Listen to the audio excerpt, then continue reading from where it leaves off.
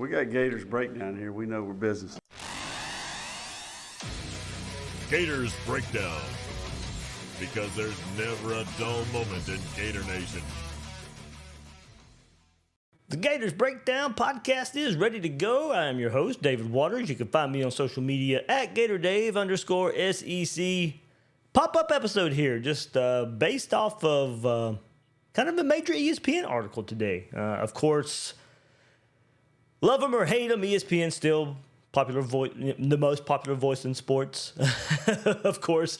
So an article titled 100 Days College Football Season. Let me get that. That was, I messed that all up. 100 days until week 0. Top storylines, games, and predictions for the 2025 season. So there's a lot of good stuff in here.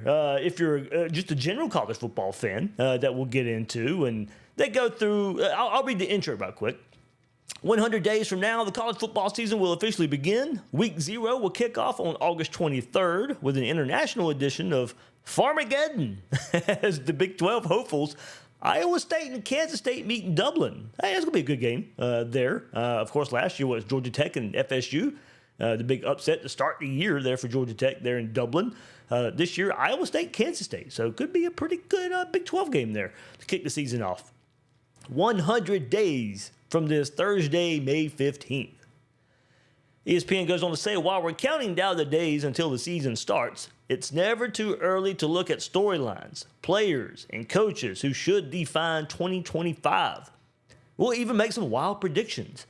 If I got time, I'll go into those. But I'm trying to keep it Florida focused here, what they had to say about Florida in this article. Keep it on right here. It says, this year we'll see 6-time Super Bowl winning coach Bill Belichick make his college football coaching debut at North Carolina, and star quarterback Nico Iamaleava debut at UCLA after a dramatic transfer portal exit from Tennessee. We'll see former Georgia quarterback Carson Beck at Miami, in parentheses if he's healthy. And Arch Manning mania officially kicks off at the Horseshoe when SEC favorite Texas travels to face Ohio State, the reigning college football playoff national champions. So here it is. Our ESPN college football reporters have put together 10 lists of 10 things to know, 100 in total, ahead of the college football season. So it's storylines, must-see games, coaches, Heisman contenders, first-time college football playoff teams, freshman transfers, first-round bye predictions, and group of 5 teams. So when looking at this, Florida could have been in some of the storylines. There's 10 storylines that they pick out. Florida's not really in the 10 storylines. Must-see games. Florida's not in any of the 10 must-see games. We'll go through those if I remember to go through them, but Florida's not in them. Some question if there really is. if some of them, if some other ones should be. Coaches. Billy Napier not mentioned in that. Heisman contenders. That's where we get some Florida love. First-time college football playoff teams. That's where we get some Florida love. So yeah, we'll go through all those categories if we can, but the ones specifically focused on Florida. So everybody hit that like button, subscribe right here. Special pop-up episode right here at Gators Breakdown. I just felt like doing an episode on this. There's an article up if you want to read it. They're kind of discussing what they had to say about Florida in this article, and some more things out there at gatorsbreakdown.com.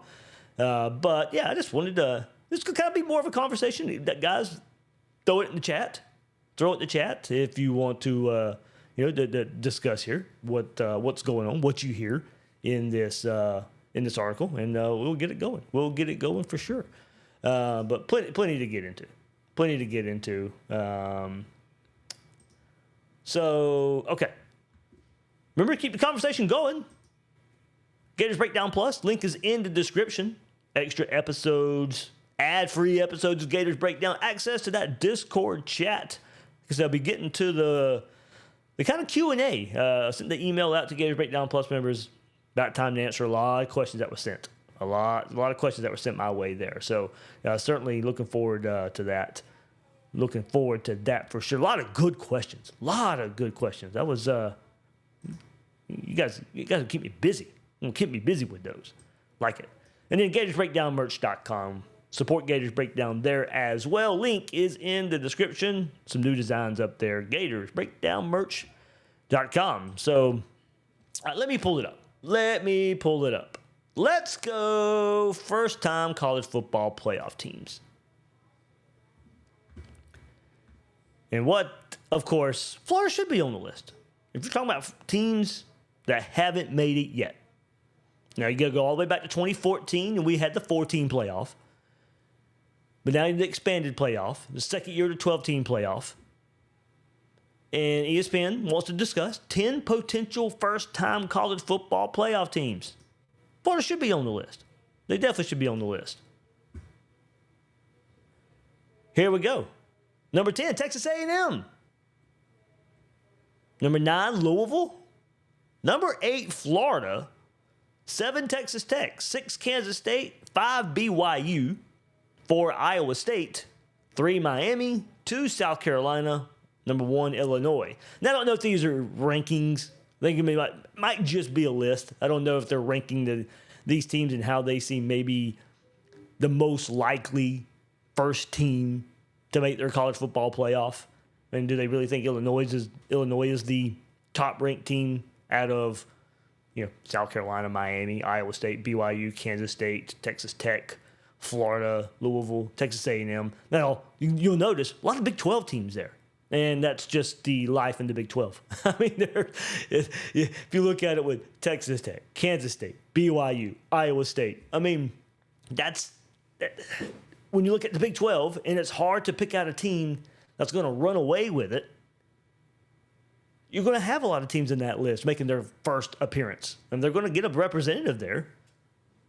So if Arizona State doesn't repeat, and the way the conferences have been reshuffled in the last few years, you're going to have teams that haven't even been in the Big 12.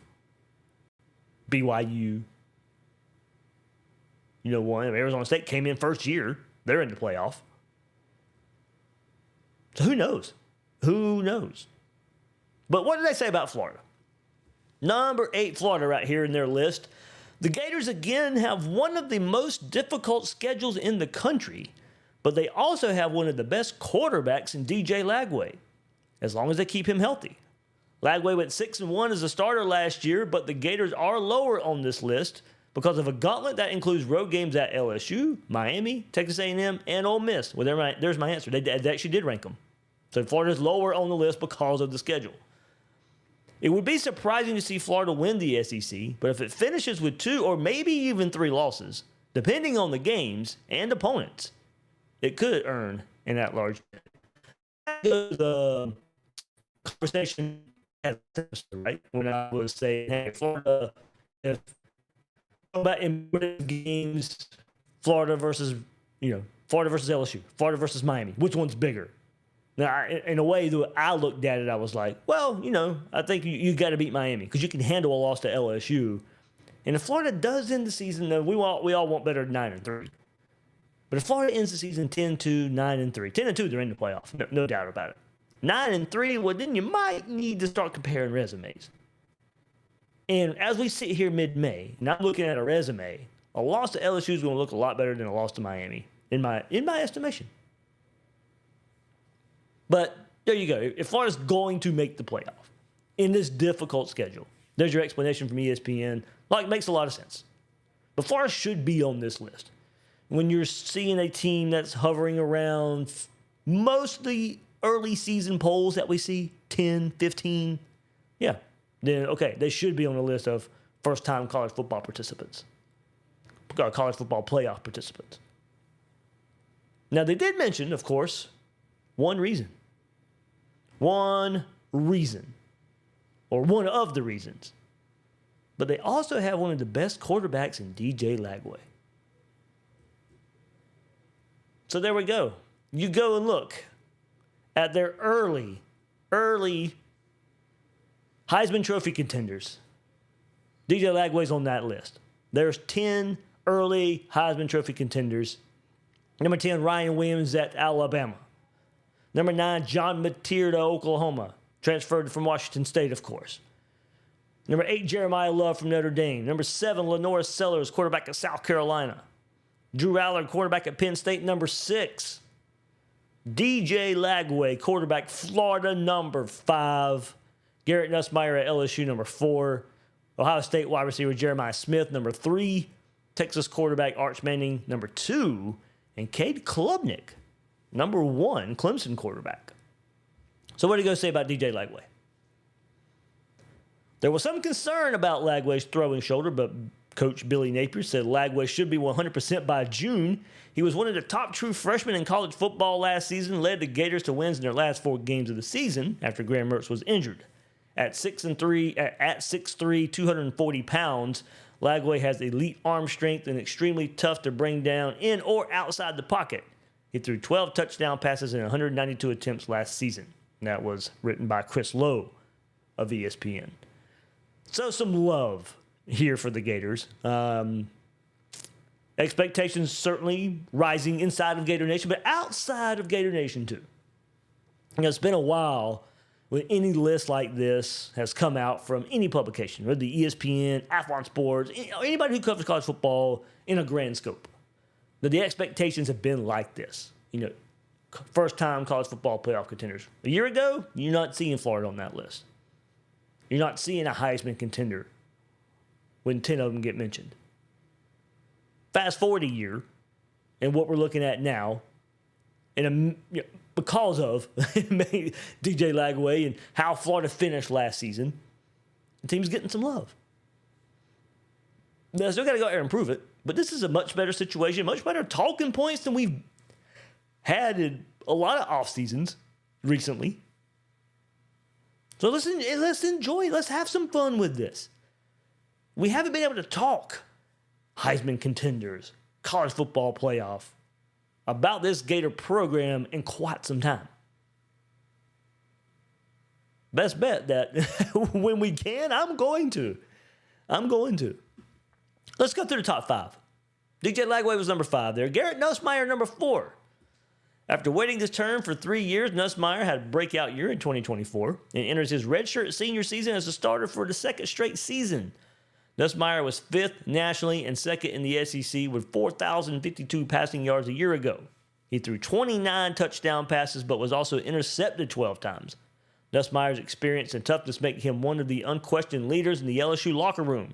He engineered fourth-quarter comebacks and wins over Ole Miss and South Carolina last season. Number 3, Jeremiah Smith at Ohio State. Multiple NFL scouts and personnel told ESPN that Smith would have been a top 5 pick in this most recent draft had he been eligible. Instead, the 19-year-old phenom, who won't be eligible for the draft until 2027, will power a retooling Ohio State offense, still boasting plenty of talent, albeit inexperienced around him. Man, can we just get some of that for Dallas Wilson, Darnell Brown III? This coming up year. I'm not saying a year from now, okay, NFL drafts for talking to these guys. Don't get me wrong. I'd love it. I'd take it. Jeremiah Smith's a special talent. I mean, so, look, we the best of our imaginations could just come up with, one of those guys that I mentioned for Florida coming anywhere close to that. But, man, what a weapon he is. Certainly he should be on this list.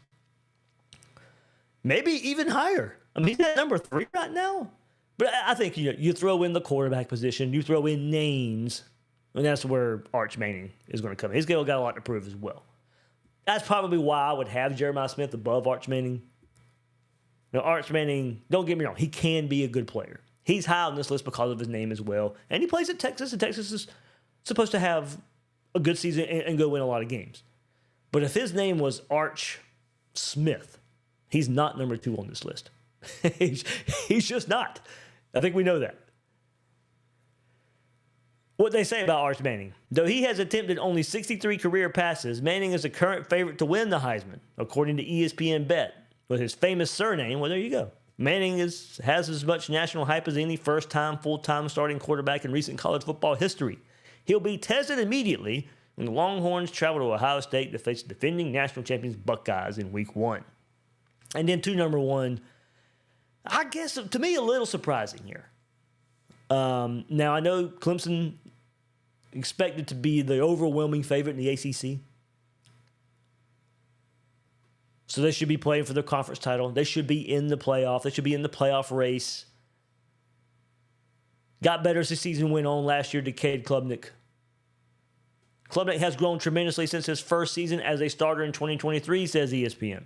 6'2", 210-pound senior ranks in the top 5 in Clemson history in nearly every passing category and put up huge numbers a year ago when he was one of 2 FBS quarterbacks with more than 3,600 passing yards and 400 rushing yards.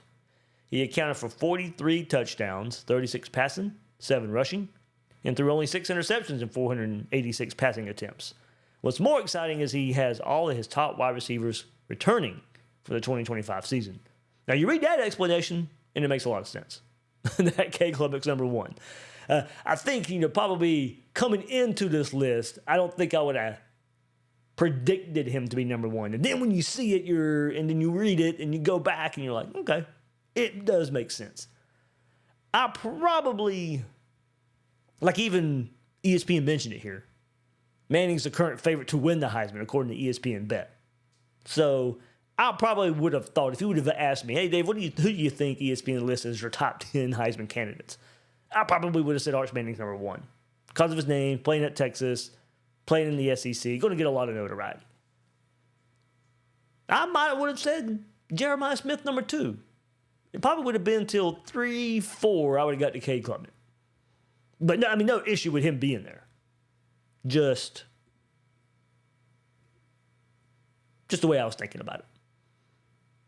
But there you got me. DJ Lagway, number 5 on the list. In front of Drew Aller, quarterback at Penn State, getting a lot of love for a Penn State team that some people have number 1 heading into the 2025 season.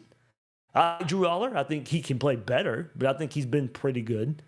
Penn State hits the transfer portal to help him out at wide receiver. We'll see how well that does for him. Lenore Sellers and the way he played at times last year in South Carolina, almost coming up with wins over LSU and almost coming up with wins over Alabama. Gets the big win over Clemson at the end of the year where Lenore Sellers just turns on clutch mode and does some special things. He should be on this list. Jeremiah Love, Notre Dame, absolutely. John Mateer, Oklahoma, that's the one. That's the one where if you're not in tune with a lot of college football, if you're not in tune outside of Florida, outside of the SEC, John Mateer, transfer from Washington State, his coach comes from Washington State now. Head coach goes to Oklahoma to be the offensive coordinator. So, interesting. And everybody's going to bring up Cam Moore transferring from Washington State as well, going on to be the first pick of the NFL draft.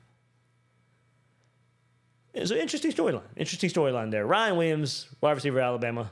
We saw the electric plays he was making last year. But there you go. There's your 10 Heisman contenders that ESPN throws out. Early Heisman contenders. All right, let's go into the comments. Everybody, hey, thanks for hopping in on this pop-up episode.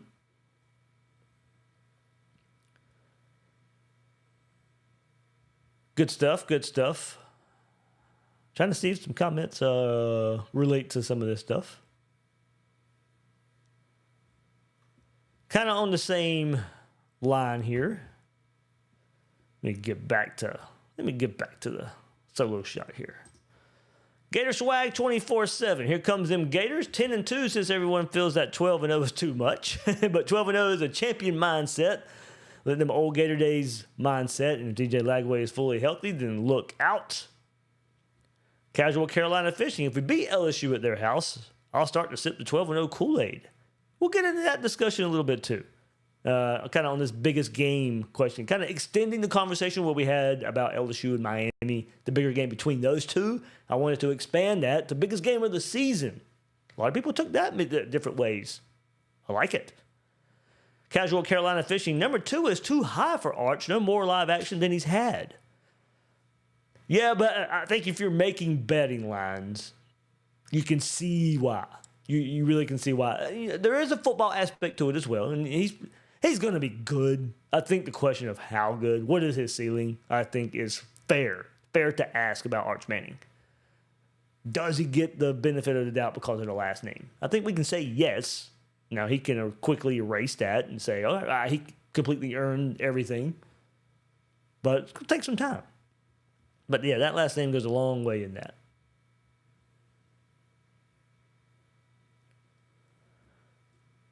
Gator Swag says if DJ Lagway can lead us to 10-2 and make some noise in the playoff, Heisman Trophy winner DJ Lagway. And the playoff won't really have much to do with it.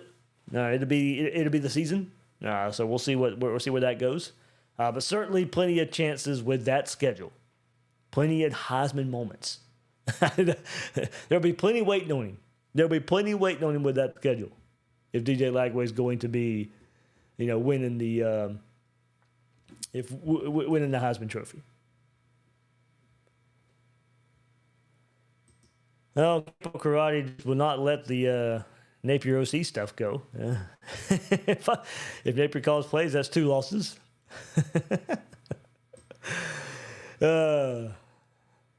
Consistency is key, I guess.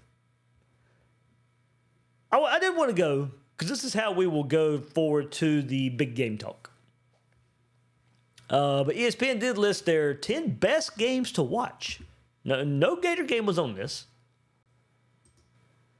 Coming back to it, 10 best games to watch. At number 10, which is a little surprising, Ohio State had Michigan.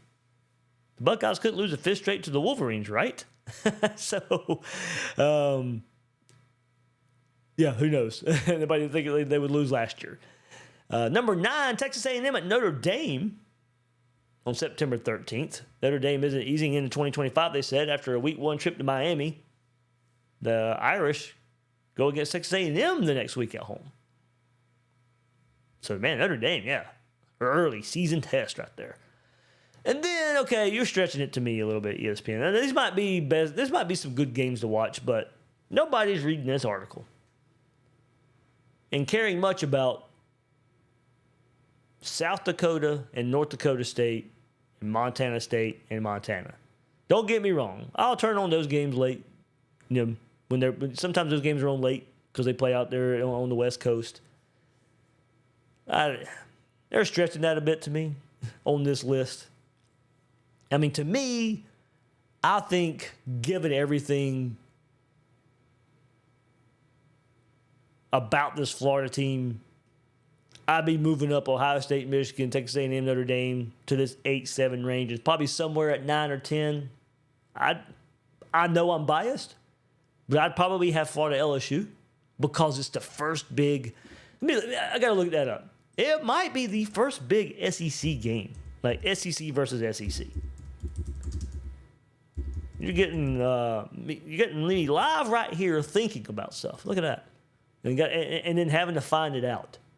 So the week Florida. So let's see, Alabama, no SEC games the first 2 weeks. They play Wisconsin week 3. Auburn, no SEC games until week 4. Florida plays LSU week 3. So you got Georgia, Tennessee week 3 as well. So okay, that's pretty big. Tennessee playoff team last year. Georgia national title contender.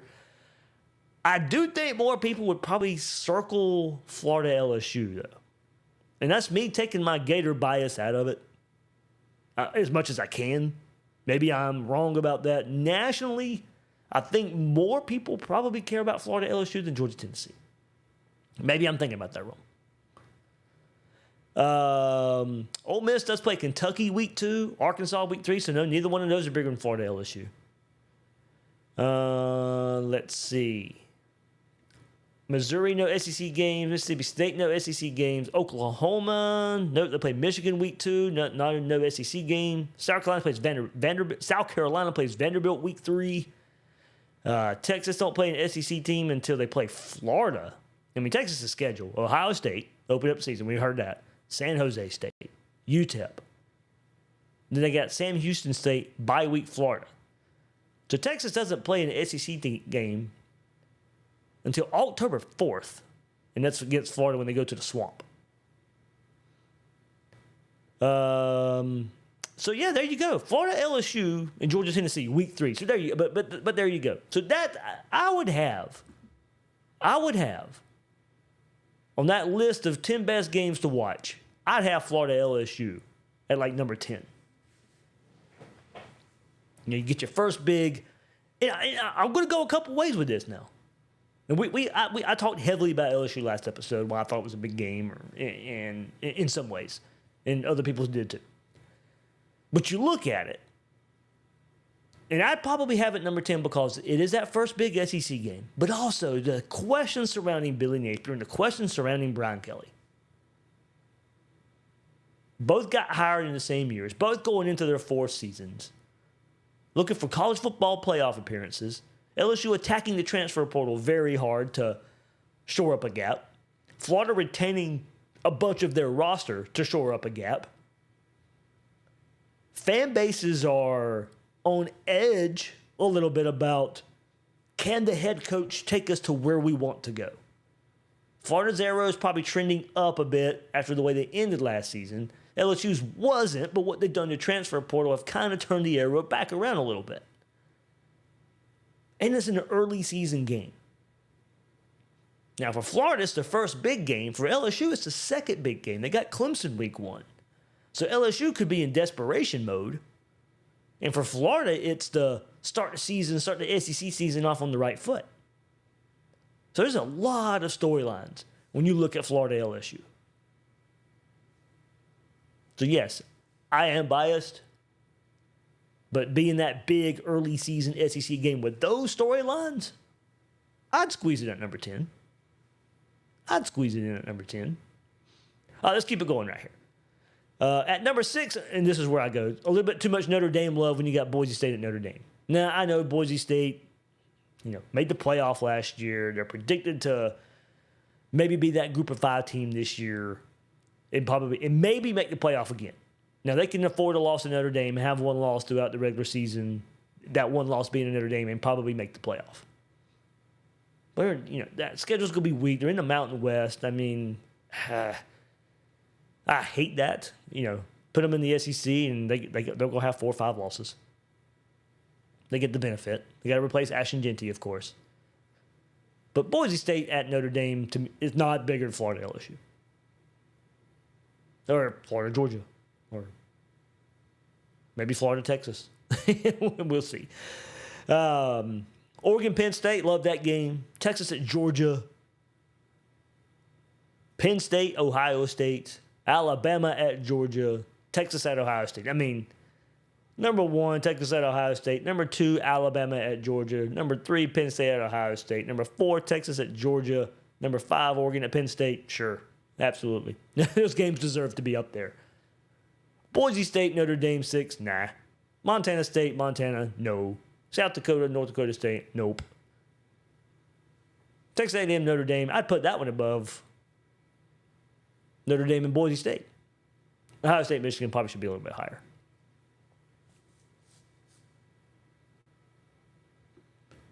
But there you go. There's your look at the big games from ESPN. And the other categories, like I said, storylines, there weren't much storylines there. Must-see games, as I said, didn't want to. Let's go to coaches to watch. Because I could have, just explaining about Billy Napier and going into year 4, the LSU game, all that kind of stuff. There's the storylines of, some expectations on Billy Napier, some expectations on Florida this year. So I wouldn't have been surprised to see him because of that on this list of 10 coaches. I wouldn't have been. I probably halfway expected to see him on this list because of those storylines, but he's not. Dabo Swinney, they put it on the list. Mike Gundy at Oklahoma State. Mike Norvell at number 8. Norvell is entering his 6th year at FSU, but doesn't it feel like longer? Started off with 2 losing seasons, then won 10 games before a 13-0 start to the 2023 season. That culminated with an ACC championship, but the college football snub sent Florida State into a tailspin as the team went up 2-10 last fall. Norvell hired notable coordinators Gus Malzahn and Tony White to help engineer a turnaround, which will need to reach year 7 in Tallahassee. I don't know if they can really afford to fire him. Even if he goes 2-10 again, they may not have a choice, but I don't know if they can really afford it. Marcus Freeman, number 7 at Notre Dame. Brian Kelly, number 6. Kelly came to the Bayou with the express purpose of winning a national title, just like the Tigers coaches before him. Ed Orgeron, Les Miles, Nick Saban. Instead, he watched his former team, Notre Dame, make a college football playoff run while he sat home again. Kelly could have his best team as quarterback Garrett Nussmeier stayed, and LSU made a strong transfer portal push. He needs a good start at Clemson, though, after dropping his first 3 season openers with the Tigers. Deion at number 5, of course, because you got to replace Shedeur Sanders. Got to replace Travis Hunter. Kalen DeBoer, can he bounce back? Alabama, he's the fourth. Brent Venables, number 3. All the transfer portal moves they made. Maybe a lot of hot seat talk if he doesn't turn it around this year at Oklahoma. James Franklin, number 2. No issue being there, of course. Can he take the next step? That's the biggest thing. I like Penn State this year.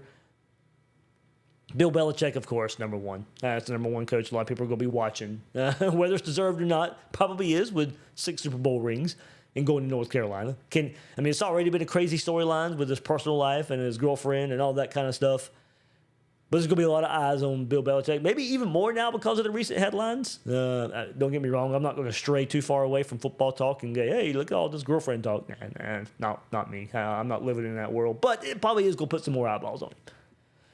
But I wouldn't have been surprised to see Billy Napier in the storylines that we all know too well for him to be on this list.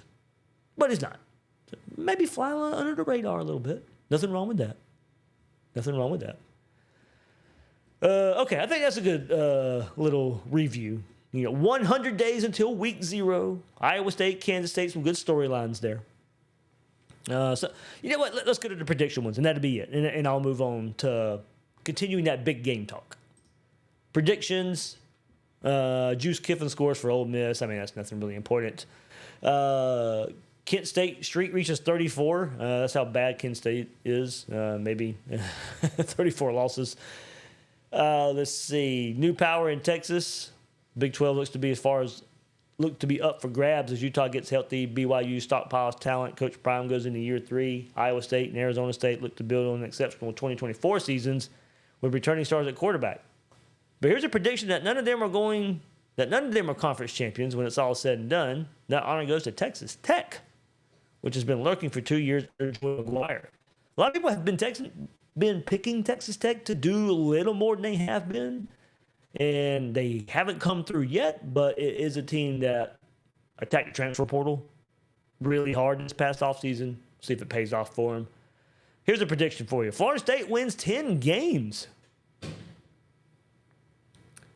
The roller coaster ride in Tallahassee is enough to make any fan lose his lunch. In 2021, the team was dismal, still dealing with the ripple effects of Jimbo Fisher's departure and Willie Taggart's ill-fated hire. But by 2023, the Seminoles were on top of the world, winners of 19 straight games and holders of a 13-0 record. Then they were snubbed from the playoff, got routed by Georgia in the Orange Bowl, then went 2-10 in 2024 in what was perhaps the most incredible year-over-year decline in modern college football history. But what goes up must go down. But what goes down must go up again, right? A simple regression to the mean on some key luck-based metrics should get FSU back to a bowl game. But if the defense takes a step forward under new coordinator Tony White and the offense is energized by Thomas Castellanos at quarterback, it's not absurd to think the Noles regained much of the form they had in 2023 when they finished 10-3 and looked like a genuine contender by year's end. No. No. They're not winning 10 games. So, my prediction, no. Some talk about Lincoln Riley saving his jobs at USC. Ohio State loses to Michigan again is another prediction. I think these are probably bold predictions. Probably the best way to put that, I would say. Number 4, here you go. Georgia misses the playoff. For the better part of 3 seasons, the Bulldogs seemed invincible. Only an injury-plagued one-score loss at Alabama in the 2023 SEC title game might have prevented Georgia from winning 3 straight national championships. And yet, by the end of 2024, it was clear some of the shine was off the once dominant program. Carson Beck struggled without much help from his skill positions. The Dogs lost to Alabama, were whooped by Ole Miss, nearly fell to Georgia Tech before escaping in 8 overtimes. By the time Notre Dame eased past Georgia in the Sugar Bowl, it was pretty clear Kirby Smart didn't have a championship-level team. So would 2025 be a return to greatness? It's possible, but the SEC is stacked. And with games at Tennessee, home versus Alabama, Texas, Ole Miss, and the rivalry showdown versus Florida, there are ample opportunities to stumble. Is 8-4 possible? Would a 9-3 Georgia be a sure bet for the playoff? Could things get worse? When the standard is dominance, it's hard to maintain the standard for long in today's college football. Number 3, Bill Belichick is one and done. That one I can see.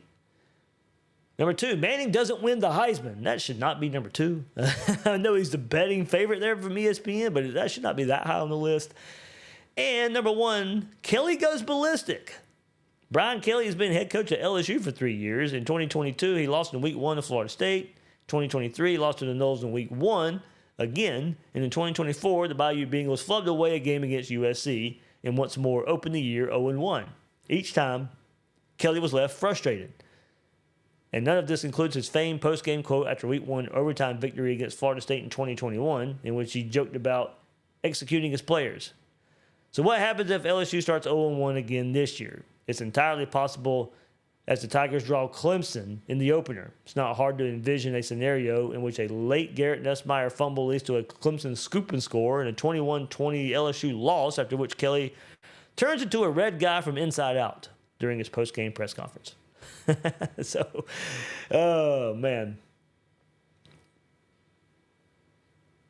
But yeah, it's crazy. It's crazy.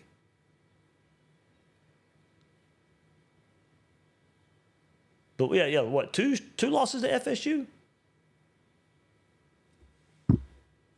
No, in 2022, lost in Week 1 to Florida State. In 2023, lost to the Noles in Week 1 again. In 2024, last year lost to USC.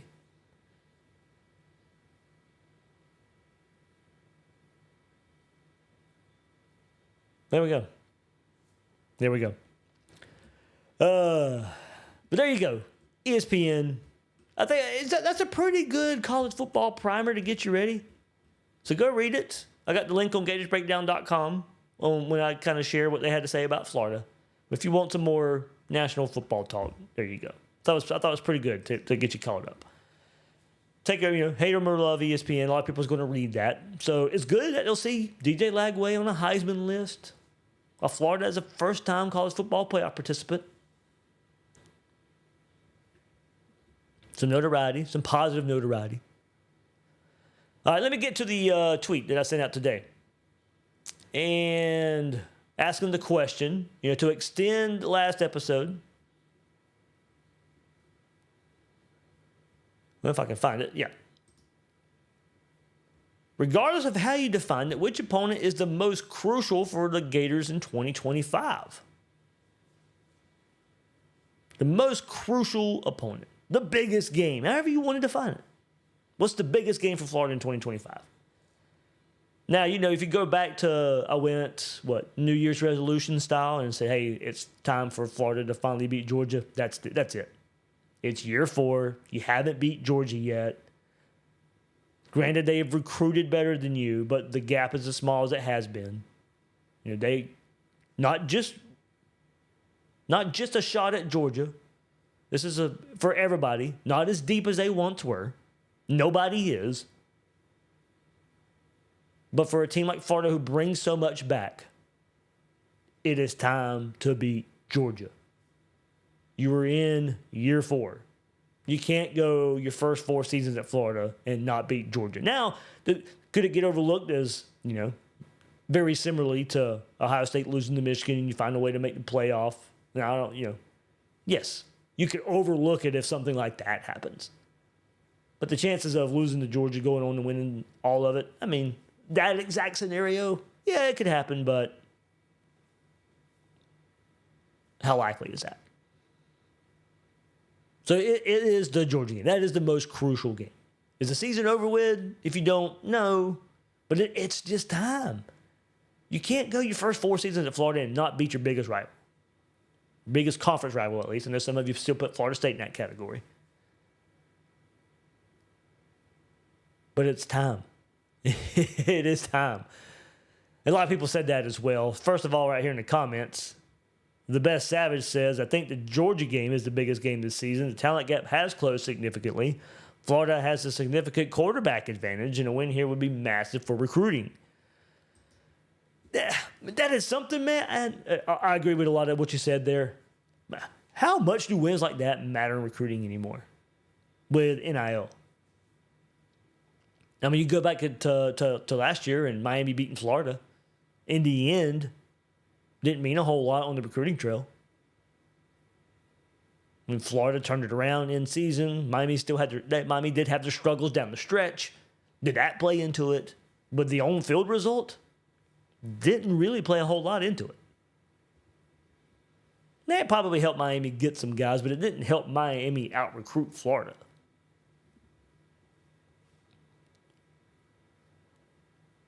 Cody the Professor out there on High Top, on Twitter, he said, the one they play in the Natty. I like it. I like it. Let's see. Gator Steve-O does say, we must restore order in the SEC. Georgia must be relegated to the status they owned during the 90s. Jeff Gardner, it's got to be Georgia. Flagship of Florida, why not Florida on Twitter. He says, the LSU game will set the tone for the whole season. Could either knock us off the rails or propel us to new heights. In the past, LSU game always changed the season for each team depending on the winner and loser. Georgia also right there, the Billy got to get over that hump. Yeah, you could certainly throw in the LSU game because of where it is on the schedule. And as I said, if I'm ESPN and my biased self, and I could put it at number 10 because of those reasons for both teams. And I think you also see it in the rankings. Florida, LSU in that 15-10 range in these way too early rankings. So a lot of people are expecting this to be a good matchup. Now, LSU goes on to beat Clemson week 1. Because we just went through the schedule. It's Georgia, Tennessee, and Florida, LSU. We talked about this last episode, but you can best bet. If I had to put money on it in Vegas right now, Florida's going to be walking into Baton Rouge into a night game. Just what I would expect right now. That would be what I'd predict.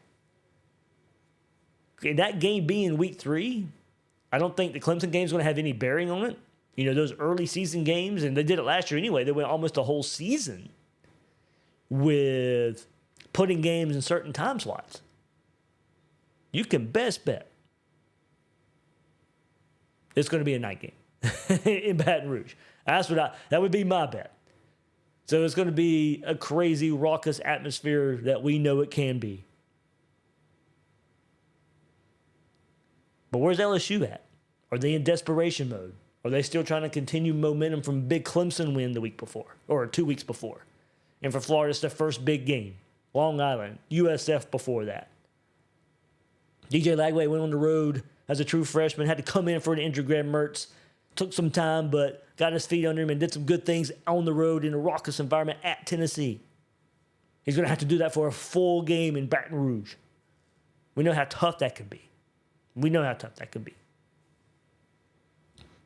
Florida Sports Takes. Feels like that road game at LSU is going to be huge before starting the gauntlet. TD Gator. Well, it's year 4 for a regime that's 500 and it hasn't beaten our arch rival. So it's probably Georgia. A different one here now. MDN. Maleko 1983. He says, I'm going to say Texas A&M. Worst case scenario, Florida is 2-3 going into that game. And a loss ends the season and probably Napier. Best case, Florida is 5-1 with difficult games in the back half, and they need this game to make the strongest playoff push possible. I like where you're going with that. A lot of that makes sense. Gator Josh says, Texas, Arch versus Lagway. ATX Gator, Austin, Texas Gator says, it's the first big game, so I'd say LSU. You can make an argument for USF because if we lose that, it'd be really bad. But if we lose to LSU, it goes back to Napier not being able to get the team prepared to start the season, and that's a huge red flag currently. See, I don't think that. Don't get me wrong. I want to be LSU. Florida can beat LSU. I wouldn't say the team wouldn't be prepared to start the season. I mean, given how tough that can be, LSU's going to be a good team. Just mentioned it could be at night. Not many teams win there at night. Now, we wouldn't know at the time. But if you go the next week and beat Miami, it would really depend on what you look like after that to say not prepared.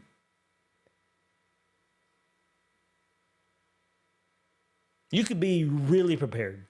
You could be one of the best prepared teams in the world. You go into that environment. I don't want to make too much of that, but it can be a difference. And we talked about the difference at Florida. Teams come into the swamp and make a difference. It can make a difference. We know it can. No, it didn't last year when Miami and Texas A&M came into the swamp. It surely didn't make a difference then, but it made a difference when Utah came in a few years ago. Auburn back in 2019. I mean, you can point to games. Johnny Rocket says the Miami game is huge for fans because we talk so much trash. I need to see us get over the Georgia hump, though. That is a different caliber win. A top-tier win like that can really create a ton of momentum. It'd be nice to start off in November, get back on the winning side of that one. Nuth Daddy says, how we look against LSU will tell us just about everything we need to know. A lot of people put a lot of emphasis on that LSU game. A lot. Chomp Sports. He says, Georgia. I'm tired of going to Jacksonville every year since the Kyle to Kyle game and watching us lose in embarrassing fashion. It's time to set the tone for that game.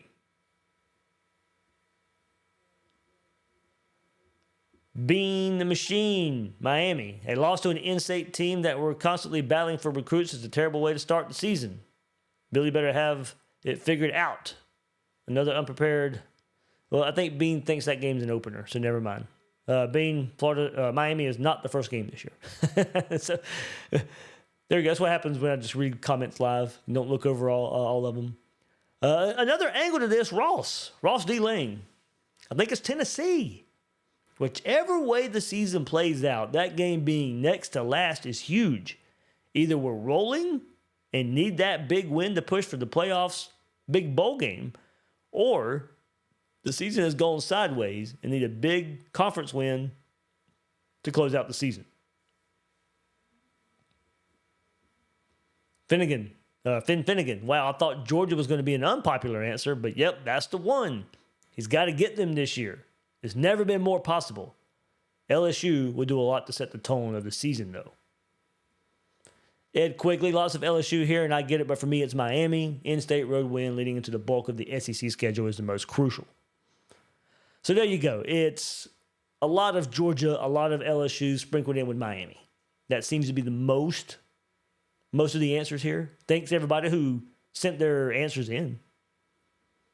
Kind of going back to the last episode, let's see, NCFL Patriot, LSU, Miami, our must wins to get the momentum of the season going. Must be 4-0 going into the Texas game. Just beat Texas by 1 to be 5-0. I'll take it. Sign me up right now. Contrarian Florida. Perfect remark. Perfect remark here for Contrarian Florida. The first opponent, LIU. I know it's cliche, but one opponent at a time. 1 week at a time. Do not look ahead. Okay, that is for the team, not for the fans. It doesn't hurt the team for me to look ahead. That's how I always, people, when I ask questions like that, oh, how can you look ahead? Well, I'm not a player. I'm not a coach. I can look ahead. I can look far ahead as I want to. Do I want the team to? No. They don't need to shadow me in that thought.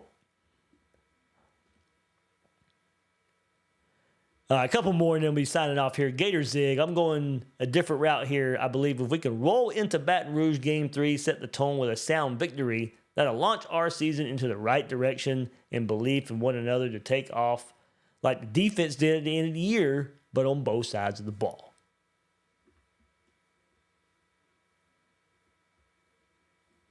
But yeah, a lot of Georgia, a lot of LSU. Good stuff. Everybody thanks. Thanks for sending your comments in right there. I'm trying to ask more questions on Twitter, getting a lot of feedback, a lot of interaction. This episode went a lot longer than I thought it would. I don't think I probably spent too much time on the ESPN part, or more time on that than I thought I would. Maybe I wasted some time there. But, like I said, I wanted to hop on here, pop-up episode. I just wanted to talk some college football. I wanted to talk some Gators with you guys.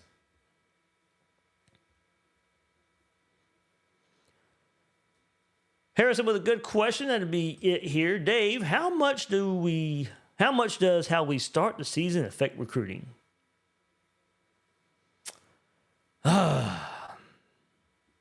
so hard to say because after last year, it ended up not meaning a whole lot. And if we're going to lean back so hard on it's more NIL than anything anymore, well, you have to hope the belief of where the NIL dollars come from don't dwindle because of a bad start. That's where I would look at it.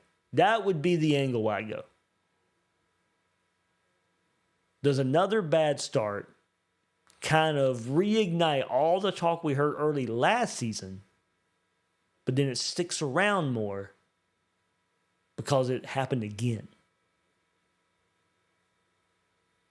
Does another flood of money come late and help you finish in the recruiting trail again? Well, that's probably going to have to come with some wins. So it could follow the same exact path as last year. But if another slow start, it might be hard. Because, all right, say it's a bad start enough to where you already know you're out of the playoff. Say you lose to Miami, or say you lose to LSU. Say you lose to Miami, say you lose to Texas. At that point, you're probably already out of the playoff talk. So there you are in the first month and a half of the season. And you're already saying 4 years in, and we're not in the SEC championship. We're not even in an expanded playoff. So a lot of the belief of the NIL dollars may not come in to finish the recruiting class off. Even if you get to a pretty good finish like you did last year, if you get to the point where you're already missed out on the playoff early in the season, it may be hard to come back around in recruiting.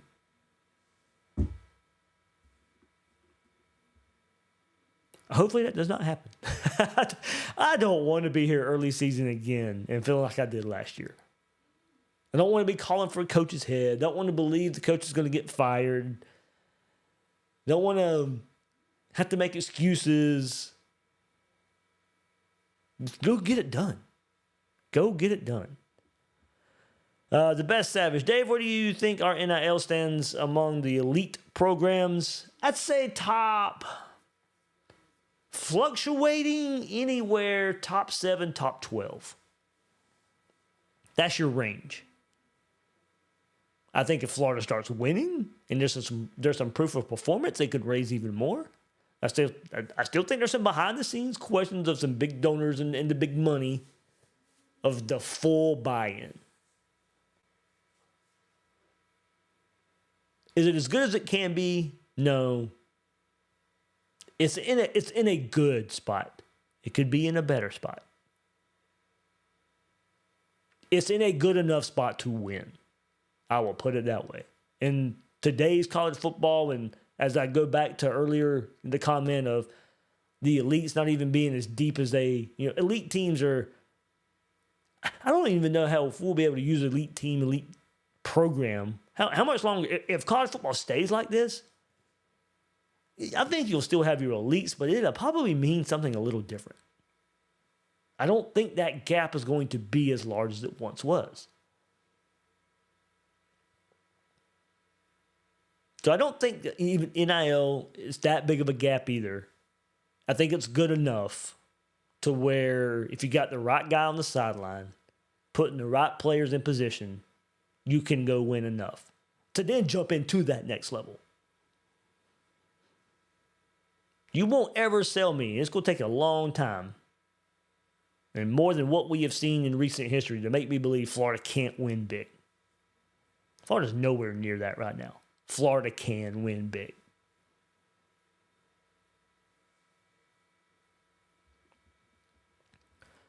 All right, good stuff, guys. Good stuff. Thanks for those questions right here late. But yeah, that's another thing. I might just come on here, and I'll probably have to rebrand it a little bit. I might just hop on here, not even a plan of episode, and just whatever you guys throw out in the chat, that's what the episode is. It'll just be a chat episode. But get ready for the season to start. Get ready for it. 100 days away. 100 days away. All right, that'll do it for this episode of Gators Breakdown. I am your host, David Waters. You can find me on social media at GatorDave_SEC. Guys and girls out there, thank you for listening and watching this episode of Gators Breakdown.